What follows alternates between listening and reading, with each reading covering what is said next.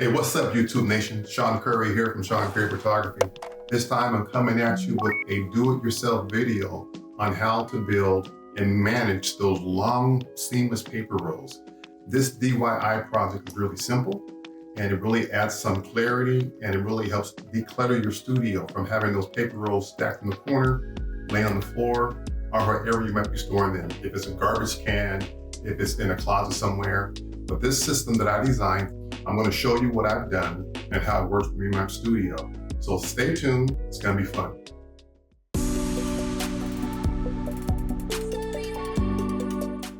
In my studio, I'm always trying to make things as efficient as they can be. And I'm also trying to keep a nice, clean, neat studio. I've come up with a storage system that works perfectly for me to store and hold all of my seamless paper backdrops.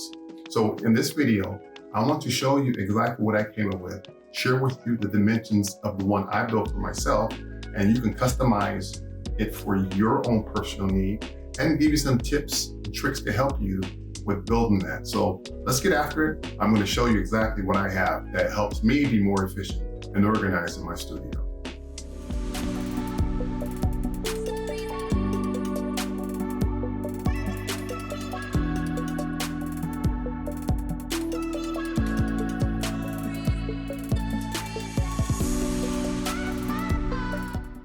Behind me, you can see the completed setup. What's so neat about it, I have 6 rolls of paper. That's enough that for what I need to do personally. And what's cool about this here design is really simple. I have 6 slots, as you can see here. There's 3 there, 3 there, right? So each one fits neatly into the slot that I cut out. These are actually separate pieces of wood. And based on the roll that you buy, you can cut this here to fit. You measure the ID of the roll, then you know how much space you need in between each wood plank.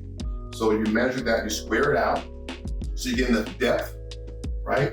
And then what I did, I added another board in the front and hinged it on the outside. Let me show you that real quick. Here's the hinge,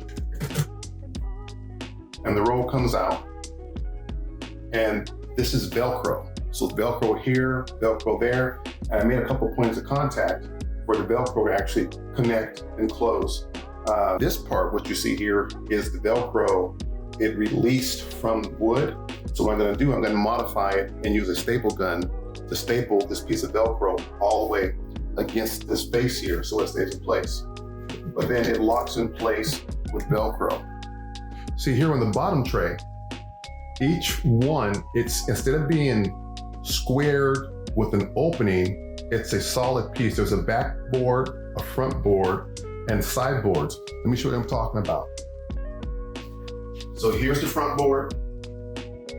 There's a back board. So each one has its own individual cell, or it's just a cubby hole that the paper sits in, which really makes it nice and sharp.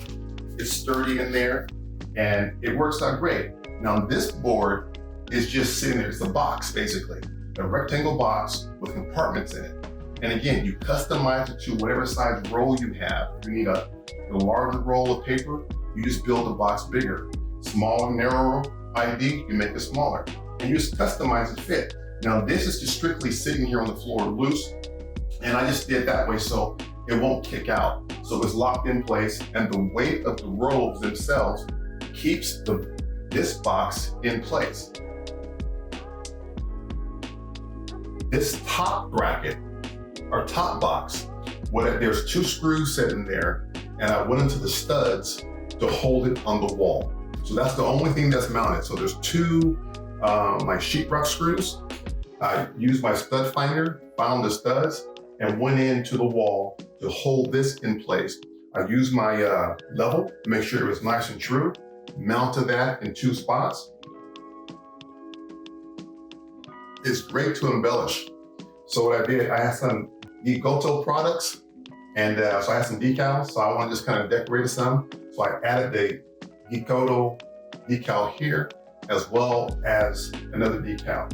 I also have some Canon stickers, or your Nikon, Fuji, whatever you may shoot. It's just to add a little more pop to it, a little more professional look. So that's what you see here. You may have noticed these little bands here, what I'm using to keep the rolls together. On Amazon, I was able to order these zip ties. Okay, that'd be pretty cool. And they have a slot cut out in it, so you can actually increase the size of the band if you have fatter rolls of paper. And because it's a zip tie, we know how it works with Velcro type thing. I should say Velcro tie.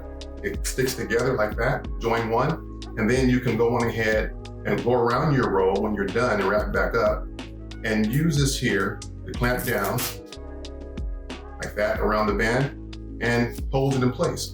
So that's what you're seeing here with the bands that I use to hold the paper together. When I'm done, shooting with it, it goes around to keep everything nice and neat.